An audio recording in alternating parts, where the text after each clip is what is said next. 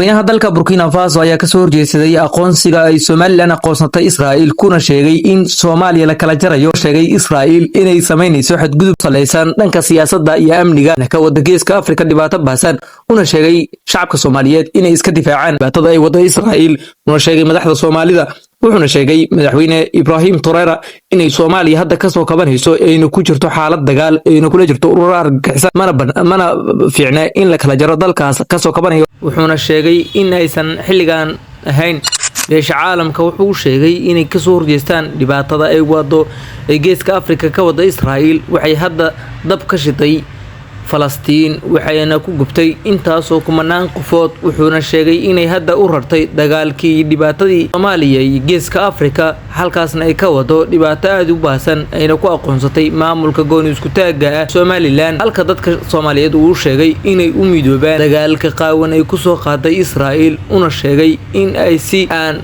kan gabasho lahayn dagaalka ay ugu soo qaaday Israa'iil inay ugu midoobaan dhexdoodana ay ka sameystaan dawlad waxaan kuna tashtaan halka dawladaha caalamkana uu sheegay in laga dhaafo qalaasaha Soomaaliya laga wado ay garab siinayaan Mareykanka iyo hay'adaha kala duwan ee wadamada caalamka intooda badan ku garab siinayaan Israa'iil inay Soomaaliya kala jarto taasna waxaan u dul qaadanaynaa ma ahan hadaan nahay dalka Burkina Faso waana ka soo horjeednaa markaste dhibaatada loo goysanayo Soomaaliya waxaynu u sheegaynaa dhalinyarada Soomaaliyeed iyo dhalinyarada Afrikaanka ah inay gumaysiga ay wado Israa'iil ay ka soo horjeestaan cadna ugu sheegaan inay Soomaaliya ay leedahay dhalinyaro dad shacaba oo u heegan inay iska celiyaan Israa'iil sheegay Soomaaliya inay tahay wadan madax banaan lamida wadamada caalamka intooda badan ay arrimaheedana iyadu ka tashan karto Soomaalida inteeda kalena wuxuu sheegay in ay tahay dhibaato lagu kala qaybinayo wadankooda dalkooda iyo deegaankooda taasoo lagu sheegayo in maamul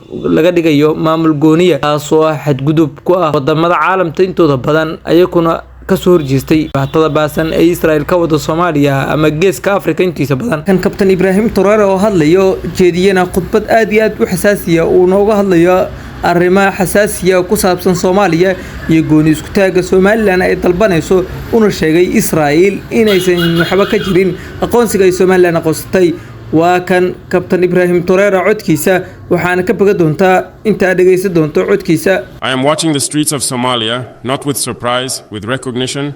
When thousands of people rise at the same time, across cities, across regions, it is never only about one announcement or one decision. It is about something deeper that has been ignored for too long.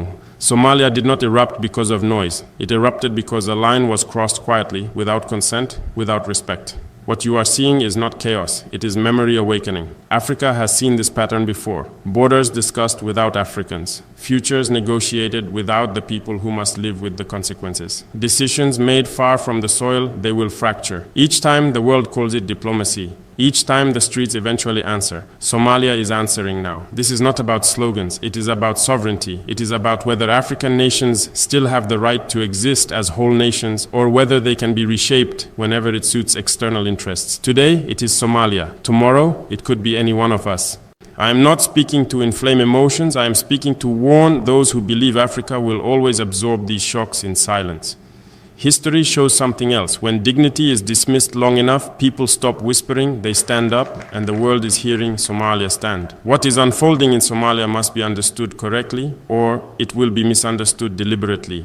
This is not a spontaneous outburst. It is the result of accumulated pressure. Pressure created when decisions about African land, African borders, and African futures are taken without African participation. When recognition is extended from afar, but legitimacy is expected to appear on the ground without dialogue or consent. Africa has lived through this pattern before. Borders on this continent are not abstractions. They are the outcome of history, struggle, and painful compromise. After independence, African nations made a difficult but necessary choice to preserve existing borders rather than reopen them endlessly. Not because they were perfect, but because reopening them without continental agreement would invite instability that no institution could control. Somalia's current unrest reflects what happens when that foundation is tested. When territorial questions are approached externally, without regional alignment or African consensus, uncertainty is introduced into already fragile environments. This uncertainty does not remain in policy papers. It reaches communities, security arrangements, and national cohesion. People feel it before analysts explain it. Somalia has spent decades rebuilding institutions under immense pressure. In such a context, symbolic decisions carry real weight. They are interpreted not only as diplomatic gestures, but as signals about whose voices matter and whose do not. Africa remembers what follows when legitimacy is bypassed. External recognition is often framed as pragmatic or strategic, but history shows that it rarely delivers stability. Instead, it accelerates fragmentation. Each time Africa was told that a decision was administrative or symbolic, the consequences were lived in conflict, displacement, and prolonged recovery. The protests in Somalia are not simply expressions of anger, they are expressions of concern. Concern that hard-won progress can be undermined without consultation, concern that sovereignty can be treated as conditional, concern that a precedent is being set quietly. This is why Somalia matters beyond Somalia. What becomes acceptable in one country becomes possible in others. If African territorial questions can be resolved externally in one case, they can be reopened elsewhere under different justifications. Africa cannot function under that uncertainty. Stability is not produced by announcements. It is produced by legitimacy, by dialogue, by processes that respect both law and lived reality. Somalia is not asking the world to choose sides. It is reminding the world that Africa's foundations cannot be weakened without consequence. Africa does not fear change. What Africa fears is